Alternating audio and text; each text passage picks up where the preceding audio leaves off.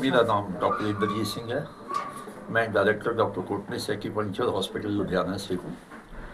पिछले 50 साल से हम लोग एक्यूपंक्चर का चिकित्सा शुरू किया। तो 50 साल हमारे हॉस्पिटल के पूरे होने के basically I am the founder of the acupuncture system in the north, right. And मुझे WHO की तरफ से भी एक्यूपंक्चर को रिप्रेजेंटेशन मिली हुई है। I was one of the member from the India, only single member, and I am the executive member of the World Federation of Acupuncture and Moxibustion Society. तो हमारा जो एक्चुअल एम है कि 1938 में 5 medical डॉक्टरों का एक मिशन चाइना की इंडिपेंडेंस में हेल्प करने के लिए गया था। तो वहाँ पर हमारे 2 डॉक्टर कोटनिस जो थे, वहाँ 42 में बीमारी फैल गई थी, तो उसने ब्लड अपने बॉडी में लेकर मेडिसिन को इंजर्ज किया था, तो उनकी वहाँ डेथ हो गई थी। उसके बाद डॉक्टर विजय कुमार बासे, जो मेरे बेसिकली टीचर हैं, उन्होंने आपका एक्यूपंक्चर को 1958 में इंट्रोड्यूस किया था इंडिया में। तो 87 years almost completed Indian medical mission को। तो चाइना गवर्नमेंट चाहती है कि जो दुख के समय में डॉक्टर कोटनिस ने, जो हमारे डॉक्टर थे, डॉक्टर बासु ने जो हमारी हेल्प की थी, उसका हम सब्स्टिट्यूट तो नहीं दे सकते। बेसिकली हमारी दोनों कंट्रीज की प्रॉब्लम्स नेबर्स की वही हैं।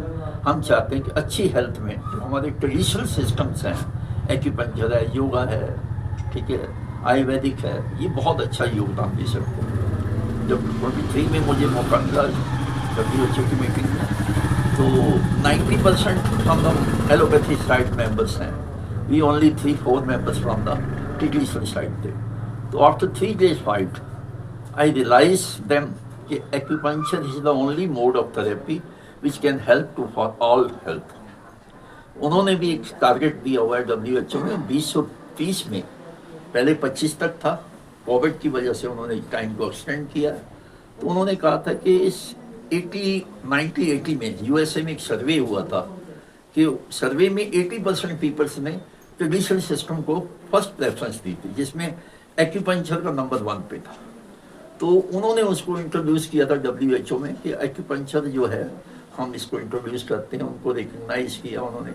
कोई सिस्टम के बाकी सिस्टमों से एक्यूपंक्चर की कौन सी बीमारियों में अच्छे रिजल्ट है, उसको उन्होंने ऑफिशियली दिया, पूरे वर्ल्ड को इंटीमेट किया। बट कोविड की वजह से कुछ प्रॉब्लम्स हमारे इंडिया और चाइना के रिलेशन की वजह से ये सफ़र किया।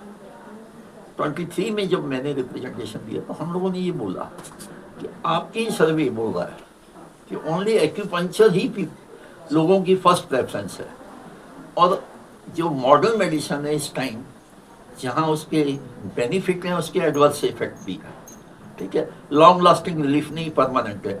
कोई भी प्रॉब्लम्स होती जो आजकल कॉमन प्रॉब्लम्स है, सर्वाइकल की प्रॉब्लम है, बैक की प्रॉब्लम्स है, एंजाइटी है। मोस्ट ऑफ द पेशेंट जो हमने सुबह से देखे हैं, संदीप पी जो देख रहे हैं, डॉक्टर संदीप पी जो कंसर्न, उन्होंने भी यही देखा है कि एंजाइटी की प्रॉब्लम्स जो की वजह से कोई और बीमारियां पैदा हुई हैं। तो कई बार जो है हम इन्वेस्टिगेशन के ऊपर मॉडर्न मेडिसिन के हिसाब से रहते हैं, बट जो ट्रेडिशनल डायग्नोज का तरीका है वो अपने आप में एक चमत्कारिक तरीका है।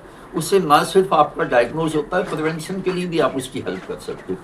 तो after 3 days fighting then they realise it the acupuncture. तो उन्होंने इसको टारगेट दिया 2030 तक कि उसी चीज़ को अचीव करने के लिए 50 वर्ष पूरे होने पर हमने पूरे इंडिया में 28 कैंप्स लगाए हैं। बाकी स्टेट्स में, हरियाणा में भी है, चंडीगढ़ में भी है, महाराष्ट्र में भी हम लगाया। हमारी 2 स्टेट ने इसको फुल इंडिपेंडेंट सिस्टम के रूप में मान्यता दी हुई है।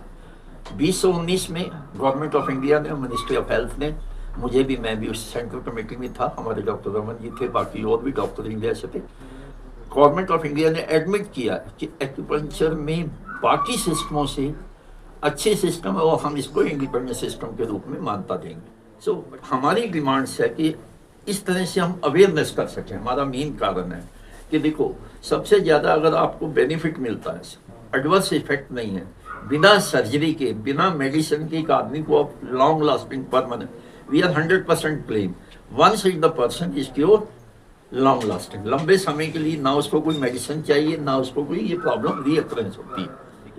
सो आज ज़रूरत है हमें देश में इस तरह के सिस्टमों को अवेयर करने की। हमारे मोदी जी का विजन बहुत अच्छा है, ट्रेडिशनल सिस्टम के लिए वो काम कर रहे हैं, बट हम चाहते हैं इंटीग्रेटेड सिस्टम, जिस सिस्टमों से बेनिफिट मिल सकता है। तो आज का मेन एम हमारा ये था।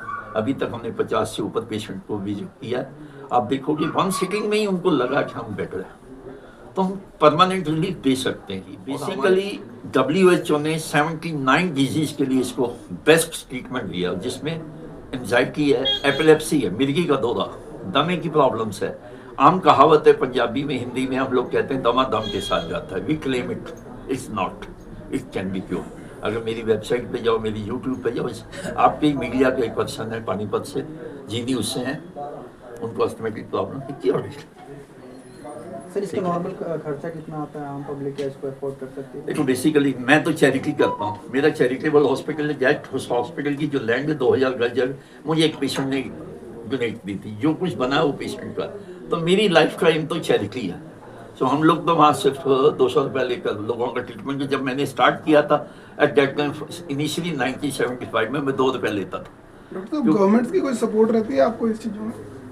मेरे पास हम ये कह सकते हैं कि टाइम टू टाइम जो कोई मिनिस्टर आ जाता है वो फंड्स दे जाता है, बट रेगुलर सपोर्ट नहीं है।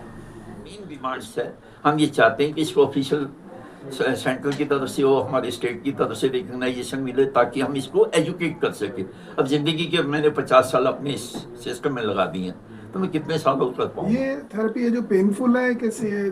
काफ़ी हमने पिन्स देखी लगी होती है कुछ इस तरीके देखने में ये निडल सिस्टम है, हाँ जी, लगता है कि हम एक निडल इंजेक्शन लगवाने से भी डरते हैं, बट इट इज पेनलेस। बच्चों को भी हम लगाते हैं, 5-5, 6-6 महीने के बच्चों को लगाते हैं, दे आर वेरी हैप्पी। जो CP केसेज है, सेरिब्रल मेंटल केसेज जो होते हैं, जिनके बच्चों का कोई ट्रीटमेंट नहीं है, हम सिर्फ रिहेबिलिटेशन कर सकते हैं, यहाँ हम रीमोबलाइज करते हैं उनको, मूवमेंट्स उनकी अपनी लाइफ बना सकते हैं। पैरालिटिक केसेज है जो चल नहीं सकते, उनको करते हैं।